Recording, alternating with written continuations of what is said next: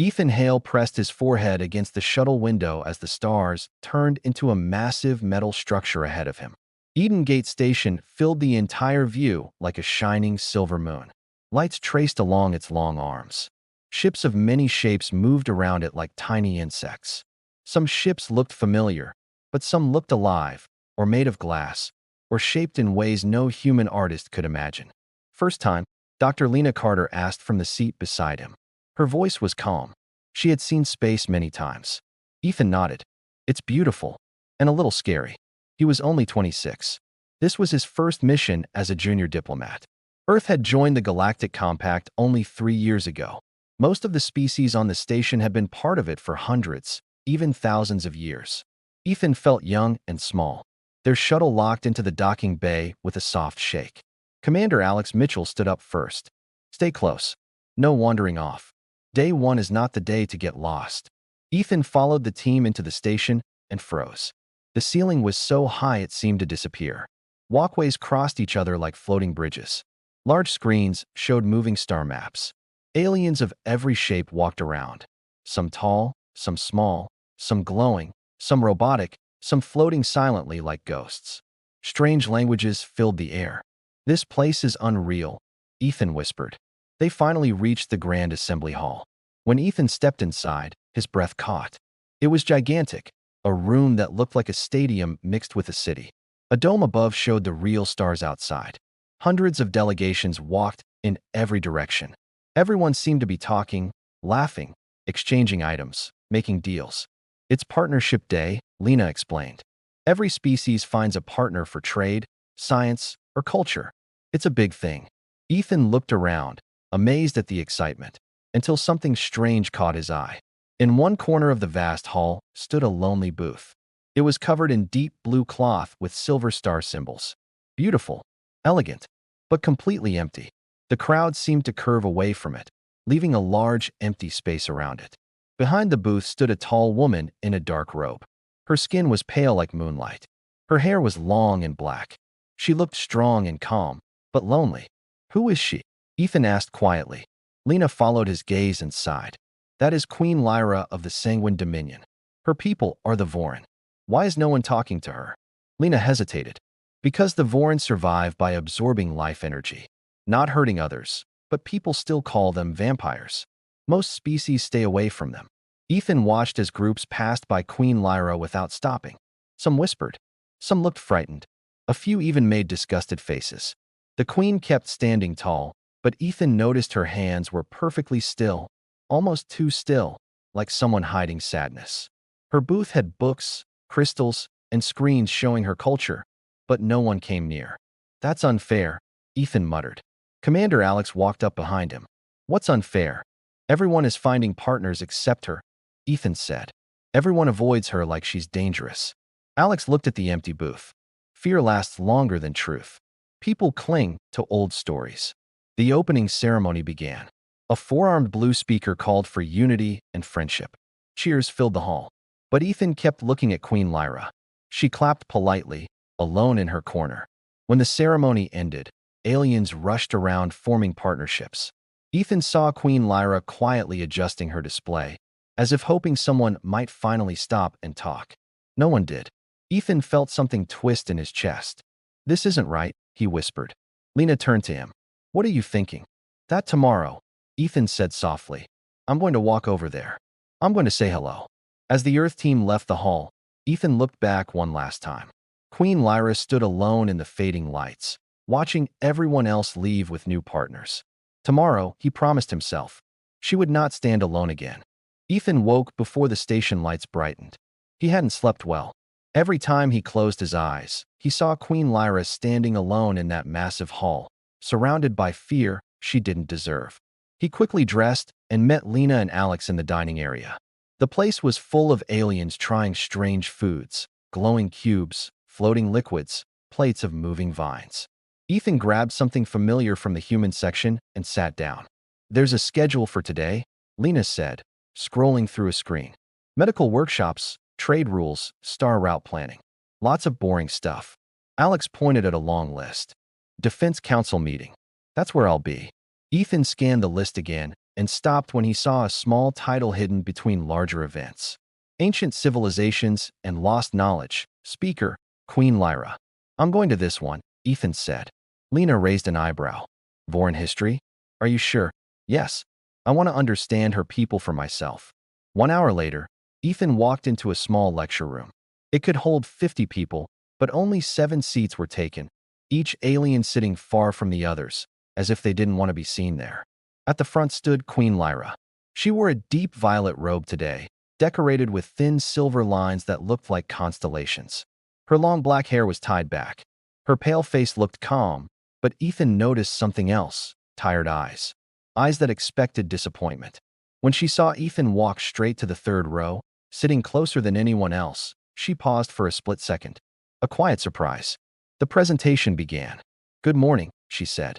I am Lyra, sovereign of the Sanguine Dominion. Today, I will share our history. Images appeared behind her. Ancient star maps, ruins of dead civilizations, glowing cities built inside asteroids. For 50,000 years, my people have collected knowledge, she explained.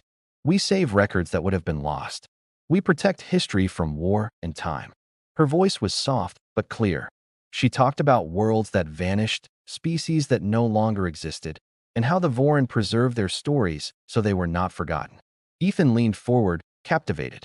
None of this matched the cold rumors he had heard. She showed Vorin art, shifting sculptures made of light, and their music, which sounded like a mix of wind, sadness, and distant stars.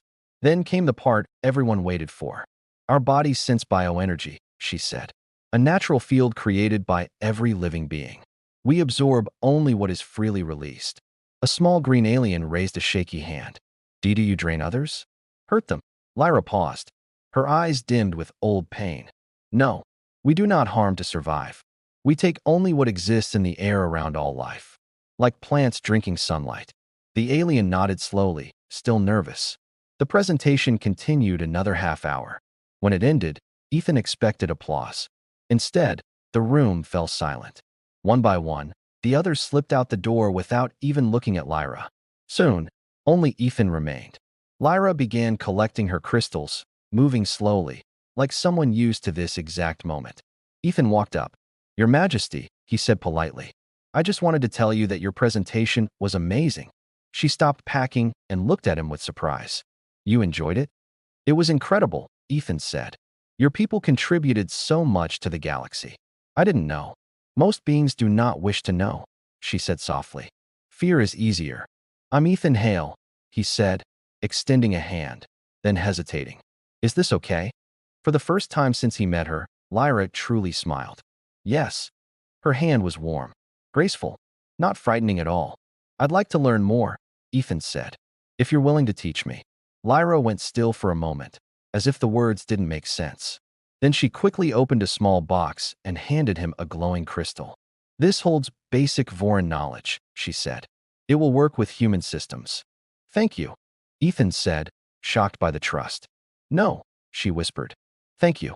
It has been many years since someone stayed until the end. They talked a few minutes more. Ethan asked about Vorin culture. Lyra answered with quiet excitement, like someone who finally had a listener. But soon Ethan noticed alien faces peeking through the doorway, whispering when they saw him standing near her. Lyra noticed too. I should let you go, she said. I do not want you to face trouble for speaking with me. I'm not afraid of trouble, Ethan said. She hesitated. He stepped forward just a little. Would you like to have lunch together? At the dining area? I can show you Earth food. Lyra froze. Why you want to eat with me? Where others can see. Of course, he said simply. Food tastes better with company. For a long moment, she said nothing. Then she nodded slowly. I would like that. When they walked out of the lecture hall side by side, dozens of eyes turned their way. Some shocked, some judgmental, some whispering rapidly. Ethan didn't care. For the first time in decades, perhaps centuries, Queen Lyra did not walk alone. By the third morning of the assembly, something had changed, quietly, softly, but clearly. Ethan walked through the bright corridors of Eden Gate with a strange mix of nerves and determination. He had promised himself that Queen Lyra would not stand alone again, and he intended to keep that promise. When he reached her booth, Lyra was already there. She wasn't arranging display crystals today. She was simply sitting behind her table, hands folded, eyes lowered, as if preparing herself for another day of silence. She didn't notice him at first. "Good morning, Your Majesty," Ethan said with a warm smile. Lyra looked up quickly. A flicker of something, surprise, relief, maybe both, crossed her face. "Ethan Hale, you came again." "Of course," he replied. "I said I would." Lyra gave a soft breath, almost like laughter, but too fragile to fully bloom. It is unusual for anyone to return to this booth. Most beings walk past even faster on the second day. "Then it's good I'm not most beings," Ethan said. "Besides, I brought someone." Lena stepped beside him. "Your Majesty," she said gently. "It's an honor." Lyra straightened as if preparing for disappointment again. "You are unafraid to approach me?" "I'm a scientist," Lena said. "Fear wastes my time." Something like genuine amusement touched Lyra's face. For the first time, her red eyes brightened with life instead of caution. Lena leaned closer. "Ethan told me your people study life energy. I'd love to learn about it." Lyra blinked, stunned. "You want to learn from us?" "Absolutely." The queen moved quickly, opening a panel under her booth. She lifted a small, elegant device that projected flowing lines of light above the table. Blue and silver strands twisted together, representing different forms of bioenergy. "This," she said softly, "is how we see the living world." Ethan watched Lena's eyes widen like a student seeing her first miracle. Lyra explained how the Vorans sensed illnesses before symptoms appeared, how they could feel stress in the energy around someone, how they adapted their own fields to calm others without touching. Lena whispered, amazed, "This could change medicine across the galaxy." Lyra lowered her gaze. "For centuries, no one has wanted to hear it." "Well," Lena said, "I'm hearing it now." That simple sentence made Lyra go silent. She swallowed once, as if fighting emotion she wasn't used to showing. Before she could speak, Commander Alex approached. "Your Majesty," he said politely. Lyra nodded. "Commander Mitchell, I hear you have advanced defensive systems," he said. "On your ships." Lyra straightened. "Yes, we can read the power signatures of weapons before they activate. It lets us avoid danger rather than fight it." "That's impressive," Alex said. "And valuable." Lyra studied him carefully. "You are not afraid to let your people near mine?" Alex looked at Ethan, then back at her. "We trust our instincts. And we trust what we see. So far, everything we've seen says you're honest." Lyra's posture softened, not fully relaxed, but less guarded. Ethan could practically feel the shift around them. Passers-by slowed down, stared, whispered. Some expressions were confused. Some were offended. Some were simply curious. Word had begun to spread. The humans were spending time with the vampire queen, and they didn't seem to care what anyone else thought. Later, Ethan and Lyra shared lunch again in the crowded dining hall. She tried earth noodles for the first time. Her eyes widened. "This tastes warm." "It's soup," Ethan laughed. "It's supposed to." "No," she said slowly. "Warm in the energy sense. It feels comforting." "That's the chicken," Ethan joked. Lyra actually laughed. A soft sound, but real. But their moment didn't stay peaceful. A tall alien with scaled skin and sharp golden eyes stopped beside their table. Ethan recognized him immediately. "Ambassador Kalen." "Human," Kalen said sharply. "A word." "Now." Ethan stood. Lyra tensed, her eyes darkening like a shadow passing over them. Kalen pulled Ethan aside. "You are blind," he hissed. "The Voran are dangerous." "You keep saying that," Ethan replied. "But all I've seen is a kind queen who's been treated unfairly." "You have known her for 2 days." Kalen snapped. "We have known her kind for thousands of years." "Then maybe your history books need updating," Ethan said quietly. Kalen's eyes narrowed. "Your species is young. Reckless. You do not understand the risks. Maybe you don't understand the people you fear," Ethan said. "You will regret this," Kalen warned before storming off. When Ethan returned, Lyra stared at the table, her hands tight. "He warned you," she said. "They always warn others. They believe fear protects them." "He can warn all he wants," Ethan said, sitting. "I decide who I trust." Lyra looked up slowly. "And you trust me?" "Enough to eat noodles with you in front of everyone." Ethan grinned. This time, she laughed again, stronger. For the first time in her long life, Queen Lyra realized something simple and shocking. A human had chosen to stand beside her. And he wasn't backing away to be why the fourth morning of the assembly, Something unusual was happening at Eden Gate Station, something no one had expected. Queen Lyra's booth was no longer empty. When Ethan arrived, he froze for a second. Three young aliens stood in front of her table, each holding small data pads.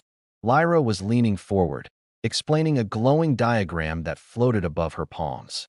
Her voice was calm, patient, almost excited. Ethan had never seen her look like this. When she noticed him, her face lit up just slightly, like a quiet sunrise only he could see. "Ethan Hale," she greeted. "You are here early." "I didn't want to miss the morning rush," he joked, nodding at the tiny crowd. One of the young aliens, a tall insect-like student, turned his antennae toward Ethan.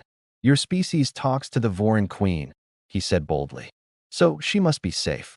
That simple sentence hit Ethan harder than any speech could have. Lyra heard it too. She looked away for a moment, controlling her emotions.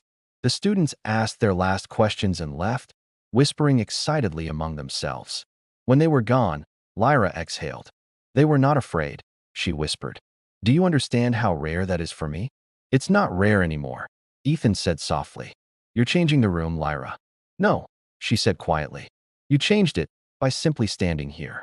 Before Ethan could answer, more visitors approached, two scholars from the Astral Archive Council. They bowed slightly. "Your Majesty, we heard your people preserved ancient star maps from the fallen nebula," one of them said. "Is this true?" Lyra nodded. "We saved every record we could when that cluster collapsed. I can share copies." The scholar's eyes widened. That data was believed lost forever. Lyra hesitated. No one ever asked. Ethan watched this, stunned. In just 3 days, the queen who stood alone was now surrounded by scholars, students, explorers, beings who once avoided even making eye contact with her. But not everyone was pleased. Across the hall, Ethan noticed a group of Dominion Coalition delegates whispering angrily, their eyes locked on Lyra's booth. Their leader, Ambassador Kalen, stood rigid as stone, jaw clenched so tightly it looked like it might crack. Tension filled the air like static electricity. Lena arrived, carrying a small case. "Lyra, I brought some readings I took last night. I want you to look." Lyra stepped around the booth, eager. "From the biolumin scans?" "Yes," Lena said. "Your people might have discovered a new way to detect early organ failure. If this works, thousands of species could benefit." Lyra froze mid-step. "You want to use Vorin research for galactic medicine?" "Of course," Lena said. "It could save lives." Lyra's face softened, and for a moment she looked almost fragile. "No one has ever asked for our help before. They only feared what they believed we might do." "Then consider this the start of something better," Lena said. Ethan noticed the stares again, but this time, some faces weren't angry. Some were thoughtful, curious, unsure. The crowd was splitting, forming two lines of opinion like a crack forming through glass. Alex arrived next, stepping into the booth space like a storm cloud with a clipboard. "Lyra," he said, "I spoke with a few captains earlier. They're interested in your early warning defense systems." Lyra blinked. "Interested or suspicious?" "A bit of both," Alex admitted. "But they ask questions. That's a start." Lyra folded her hands. "My people built our systems to avoid conflict, not begin it. We learned long ago that knowledge is a better shield than violence." Ethan watched Alex's expression shift, respect replacing caution. The booth was busier than ever now. Aliens browsed her displays, asked questions, took notes. Some left excited. Some left silent and thoughtful. But a dark wave was rising too. Ambassador Kalen approached, his scaled cloak flowing behind him like a storm cloud. He didn't come close. He didn't need to. His presence alone made some visitors quickly walk away. He watched the booth coldly for a long moment, then turned and left. Ethan's stomach tightened. Something was coming. Something big. Lyra must have sensed it too because she spoke in a low voice. "Ethan, I have attended 43 assemblies.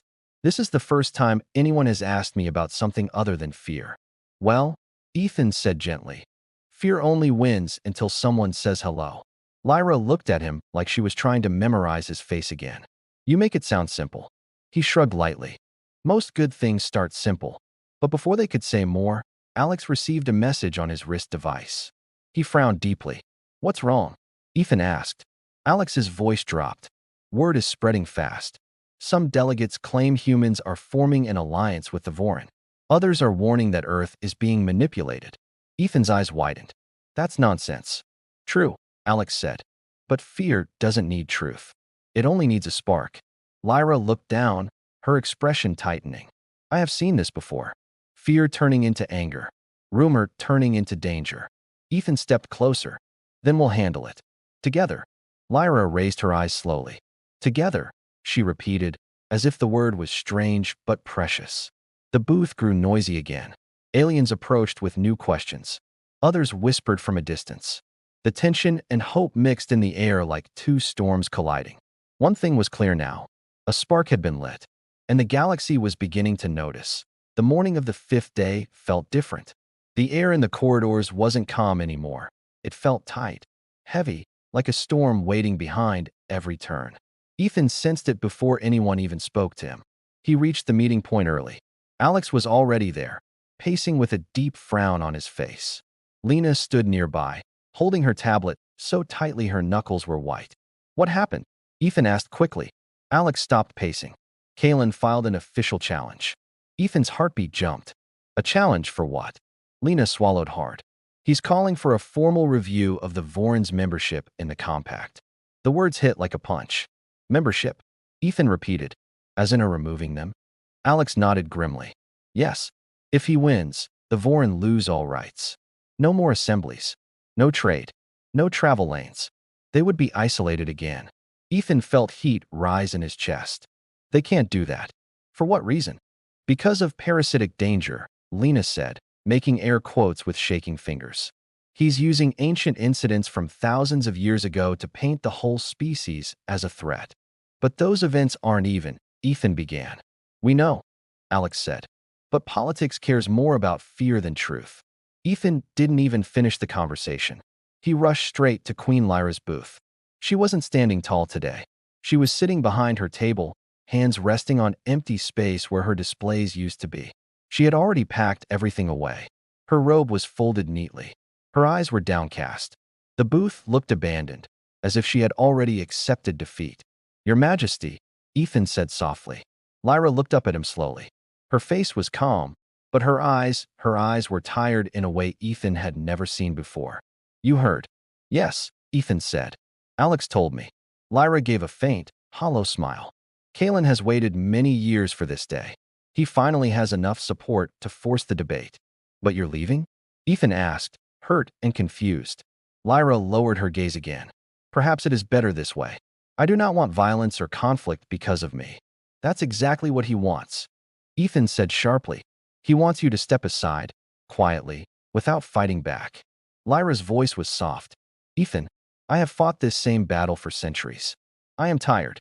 I do not want my people to face more hatred because of my presence. Lena and Alex arrived behind Ethan. You cannot give up, Lena said. Lyra shook her head. No one will listen. They have never listened. People are listening, Ethan said firmly. Students came to you. Scholars came. Medics came. Defense officers came. And they came because you gave them something they didn't expect. Truth. Lyra looked conflicted. Truth does not always win. But it should at least be spoken, Ethan said. And you should not speak it alone. Lyra blinked slowly. What do you mean? Ethan turned to Alex. There's a rule. Species can speak for each other in formal debates, right? Alex sighed heavily. Yes, if they're allies. We're not allies, Lyra said quietly. Not yet, Ethan replied. But we can request to speak as a friendly party. It's allowed. Rare, but allowed. Alex nodded reluctantly. He's right. The petition can be made. It will cause uproar, but it's legal. Lyra stared at Ethan like she was seeing him for the first time. You would speak for us? A species your people barely know? Ethan stepped closer. Lyra, you've shown nothing but kindness. You've preserved history. You've helped others for thousands of years. And they ignored you. All I'm doing is giving you a voice until they're finally ready to hear it. Lyra's voice shook for the first time. Why? Why do this for me? Because someone should have done it a long time ago, Ethan said quietly. And because I believe the galaxy becomes better when fear loses. Lyra looked away suddenly, covering part of her face. It took Ethan a moment to realize she was holding back tears. Lena stepped beside her. We'll help. I'll prepare biological evidence. Alex can handle security concerns. Lyra whispered. You would risk your species' place for us? Yes, Ethan said with no hesitation. That's what friends do. At that moment, something shifted inside the queen. Her shoulders straightened, her eyes sharpened, her voice lost its trembling softness. "Then we fight," she said. The words were simple, but powerful. Alex nodded. "The debate is tomorrow morning. The amphitheater will be full. We need to prepare everything tonight." "We will," Ethan said. "We're not letting Kaelin write your story." Lyra rose to her full height, dignity returning like a flame reigniting. "For centuries, the galaxy believed the wrong truth about us," she said. "Tomorrow, they will hear the real one." Ethan felt the weight of what was coming. The biggest hall in the station, hundreds of species watching. A political fight older than Earth's presence in the galaxy. But he also felt something new. He wasn't doing this for a mysterious queen anymore. He was doing it for a friend. And he knew one thing for certain. Tomorrow, the galaxy would listen, whether it wanted to or not. The next morning, Ethan felt like the whole station was holding its breath. The corridors were quieter. The normal chatter of hundreds of species seemed muted, like everyone knew something big was coming. The grand amphitheater, a giant bowl of silver platforms and rising seats, was already packed when the Earth team arrived. Every species sat in their designated tier. Some glowed like lanterns. Some pulsed with energy. Some looked carved from stone. All of them stared toward the center. Ethan took his seat beside Alex and Lena in the front row. His hands were cold. His heart beat too fast. The lights of the room reflected off polished metal walls like distant stars. Across the arena, Queen Lyra stood with the few species who supported the Vorin. She wore a dark robe today, the color of deep space. Her expression was calm, but Ethan could see tension hiding behind her steady posture. A low vibration filled the air as Ambassador Kaelin stepped onto the speaking platform. His tall, scaled figure seemed to command the entire room. The Dominion Coalition representatives behind him sat like a row of stone statues, watching, waiting. "Members of the Galactic Compact," Kaelin began, his voice echoing. "Today, we face a question of safety, truth, and survival." A hush spread through the hall. "For too long," Kaelin continued, "the Vorin have lived among us with powers no peaceful species should possess. They absorb life energy. They sense our bodies, our weaknesses, our intentions. Their history is filled with incidents that prove their danger." He projected ancient recordings, grainy images of wild Vorin centuries ago, ones who had abused their abilities during a forgotten war. Gasps filled the room. Some species leaned away from the screens as if the old ghosts might reach out. "These creatures," Kaelin said, voice rising, "cannot be trusted. They must be removed from full membership. For the safety of all." Some delegates clapped. Others murmured uncomfortably. Ethan felt a burning anger rise. Kaelin was twisting truth into fear. But then Kaelin's final words cut through the air like a blade. "If we fail to act now, we will regret it for generations." Silence. Then, the speaker turned toward Ethan's section. "Human Delegate Ethan Hale," the announcer called. "You have formally requested to speak." Ethan stood. His legs felt heavy, but he forced them to move. Alex whispered, "Steady. You've got this." Lena squeezed his arm. "Speak the truth." "That's enough." He stepped into the center of the amphitheater. Hundreds of eyes, lenses, glowing orbs, and strange alien shapes focused on him. A single human, in a room full of ancient voices. He took a breath. "My name is Ethan Hale," he began. His voice shook, but only for a moment. "I stand today not as a diplomat, but as a witness." The room leaned closer. "Kaelin has shown you fear," Ethan said. "Old fragments, ancient mistakes, shadows from a past none of us here lived through." He turned slowly, looking at each tier. "But fear is a poor guide, and fear has lied about the Vorin for centuries." A few aliens exchanged looks. "For the last 4 days," Ethan continued, "I have eaten with Queen Lyra, walked with her, watched her share knowledge she has guarded for thousands of years." He lifted a data crystal. "Did you know the Vorin saved over 40 civilizations from being forgotten? They kept their history when no one else did." He showed images Lyra had given him. Libraries bigger than cities, star charts older than recorded time. "She could have hidden this knowledge," Ethan said. "But she brought it here, to share it, with all of you." The hall was growing quieter. Kaelin said the Vorin are parasites, Ethan said, voice stronger now. "But Dr. Carter studied their biology. Their energy absorption harms no one. It takes nothing living beings need. It's as natural as heat leaving a warm stone. He looked directly at the Dominion delegates. No one here is perfect. No species has a flawless past. If we punish a whole race because of a few ancient crimes, then every species in this room would be guilty. A ripple moved through the crowd. Queen Lyra has attended 43 assemblies, Ethan said. 42 times. She stood alone at her booth while the rest of you found partners. Not because she was dangerous, but because you were afraid. The words echoed like a shockwave. Fear kept her alone, Ethan said. But fear never made her bitter. She still came. She still offered her knowledge. He paused. And she still believes in this community, even when it has never believed in her. The amphitheater was silent now, completely. So I ask all of you, Ethan said softly, is this who we are? A galaxy that listens to rumors instead of truth? A galaxy that punishes those who are different? He lifted his chin. Or are we better than that? He ended his speech, heart-pounding. The silence stretched for long seconds. Then the vote began. Lights blinked along the tiers. Green for support, red for removal, blue for neutral.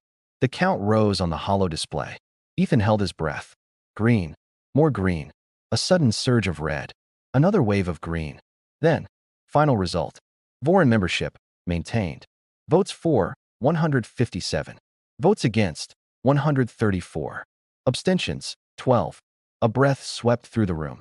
Some cheered, some groaned, some simply stared in disbelief. But Ethan only looked at one person, Queen Lyra. She rose slowly. Her eyes glowed, not with fear, but with pride. And something else.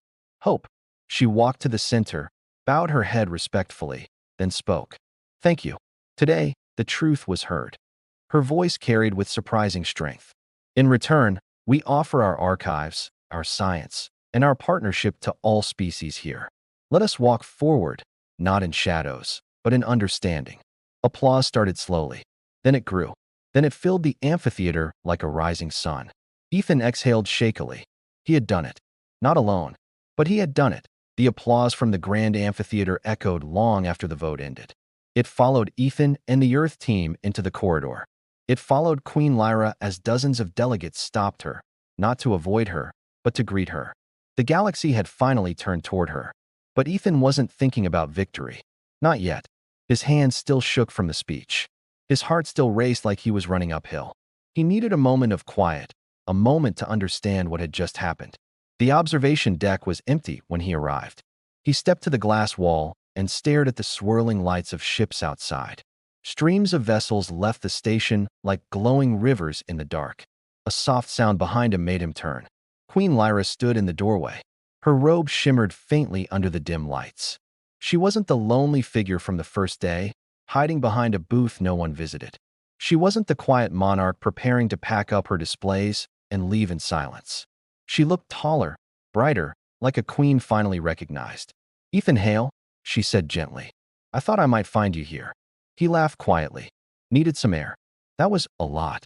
Lyra stepped beside him, hands clasped before her. Your words changed the future of my people. No, Ethan said softly. Your story did. I just spoke it out loud. Lyra looked at him for a long moment, eyes shining in a way he hadn't seen before. For centuries, our voice echoed in empty halls. But today, the galaxy listened. Because you stood beside us. Ethan looked back at the stars. No one should ever stand alone for 43 years. Lyra smiled gently. I didn't stand alone today. They watched the ships together, some sleek, some massive, some glowing like lanterns. Many of those ships now carried Voron data crystals, new agreements, medical research invitations, and messages of cooperation. The galaxy wasn't healed. Fear still existed. Suspicion still lingered. But something had shifted. A door cracked open, letting light spill in. Not long after, footsteps echoed behind them. Lena, Alex, and a small group of other delegates joined the observation deck. Voron scientists, human engineers. Even a few species who had once avoided Lyra now approached with respectful nods. It wasn't a crowd of fear anymore. It was a crowd of beginnings. Lena rushed toward Lyra, holding a tablet. Your Majesty, your medical diagrams. If we combine them with human imaging tech, we might detect organ failure days earlier than usual. Lyra's eyes widened. You wish to collaborate already? We can start tonight, Lena said, her excitement overflowing. A Voran scientist stepped in. Your Majesty, several worlds have sent messages. They want to build learning exchanges. They want access to our history. Another delegate added, our travel council wants to test your navigation predictions. We believe they can reduce accidents by 30%. Lyra listened to all of them, stunned. Her hands trembled slightly, as if she didn't know how to hold so much sudden acceptance. Ethan placed a steady hand on the railing beside him. He didn't speak, he just watched her. Watched the universe finally give her space to breathe. After the others left, Lyra stood across from Ethan again. She took a slow breath. I have an announcement for you. Ethan blinked. For me? Lyra nodded. Today, I spoke to my council. They agree with my decision. She paused, then said clearly, you will serve as the first human cultural liaison to the Sanguine Dominion. You will help build trust between our worlds. Ethan stared, surprised. Lyra, I don't even know what to say. Say yes, she whispered. I want my people to learn from yours. I want your people to know ours. And her voice grew softer. The galaxy listens to you. You speak with honesty few leaders possess. Ethan swallowed hard. Then yes, I would be honored. Lyra exhaled in relief. Thank you, Ethan Hale. You may not realize it, but today you changed more than one destiny. They stood together again, watching the stars drift like slow sparks across the darkness. Lyra's voice broke the silence. There are other species here, she said. Others who stand alone like I once did. Ones judged by old stories and fears. Ethan nodded. You want to help them too? Yes, Lyra said softly. If someone like you had reached for them, maybe their fate would be different today. Perhaps now, we can reach them together. Ethan smiled. One lonely booth at a time. She laughed quietly. A warm, real laugh he wished he'd heard sooner. The galaxy outside shimmered with endless possibilities. Trade routes, research networks, new friendships, old wounds healing. Ethan realized something then. Saving a queen wasn't the end of the story. It was the beginning of a much bigger one. A story where one human, one queen, and one small act of courage began to rewrite the rules of an entire galaxy. Lyra looked at him, her eyes soft but bright. For so long, she said, everyone found partners while I was left alone. Well, Ethan replied, not anymore. She extended her hand, steady, regal, unafraid. Ethan reached out and took it. And in the quiet glow of the stars, a new partnership was formed. Not out of fear, not out of politics, but out of something far stronger. Human courage and a queen's hope. The galaxy would never be the same again.